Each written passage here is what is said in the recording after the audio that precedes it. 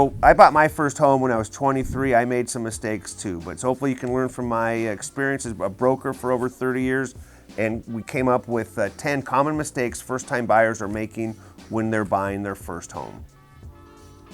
This should be a starter home, not a coffin. It's not your dream home or your end-all home. It's a starter home. So keep that in mind. Let's get you in the game. Let's get you a house. Let's get your equity rolling and not wait for the perfect house. So the idea is start small and then build up. So most people's first home isn't the mansion on the lake. Not setting a budget. When you talk to the lender, you may qualify to a certain amount, but do you want to put 100% of all of the money you may qualify for into your home? Or do you like to, go out to eat or go on vacation and actually have fun or save some money for repairs? So you can figure out what your maximum budget is and then just see if you can throttle it back a little from there just so you can still live.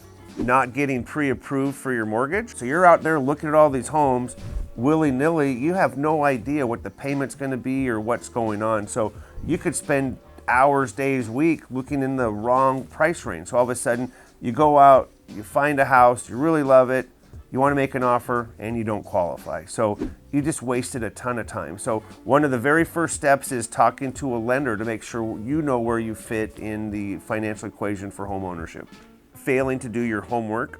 Think about how your lifestyle is and where you want to be. So if you're used to walking to get coffee or walking to the grocery store or the restaurant, living 20 miles from town on acreage may not be the spot for you. So take a long, hard thought as far as what's going to work for you and do some research. So if you happen to live out in the country, sometimes it smells like the country and there's cows out there and sometimes they don't smell the best. So do some homework, think about what you want, and let's get you the right spot.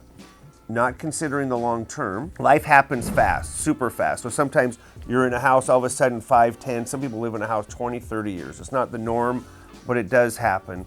Let's try to make sure that we pick a house that's gonna work for you for the longer term. So if you need a wheelchair access or a walker, or you need a single level, let's look at that more in your earlier days than we do more when you're actually in your golden years. So let's just do some advanced planning and make sure that when you're nearing your golden years, you're not buying like a 3-story house on 10 acres that you got to take care of. So we'll get you dialed in.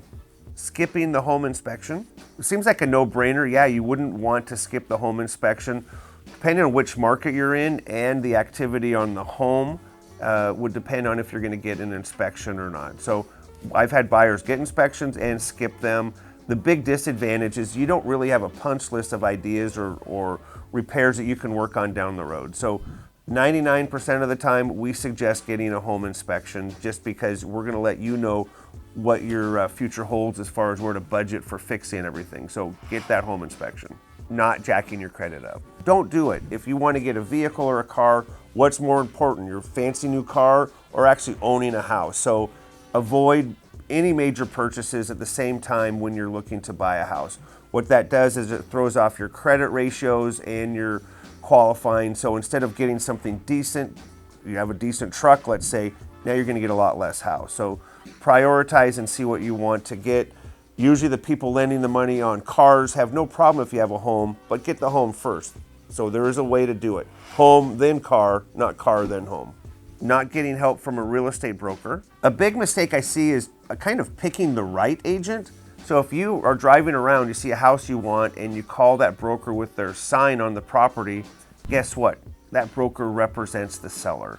What you want, in my mind, would be your own broker representing you, looking after your best interest. Someone you can talk to, someone who can let you know about the other good properties that are out there, instead of the person on the phone with their sign out front that just really wants to help you buy that property. So make sure you're looking at as many properties as possible with the broker looking after your best interest.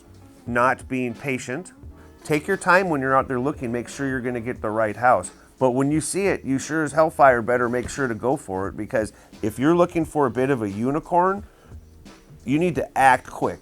If you're looking for something that is, I would like to call the Franklin model, and there's a dime a dozen, there's all kinds of these homes, be patient. So the most part, be patient. Unless you find that unicorn, you better be Johnny on the spot. Not relying on unsolicited advice. As well as they're meant to be good in intention and people are trying to look after your best interest, sometimes I can see that as a detriment because people just aren't really in the market for right now and understanding what's going on in real estate. So I love family, I love it with unity when people are working together, but sometimes their opinions aren't there and they get in the way. So just keep that in mind, that someone may have an opinion that just doesn't help you out.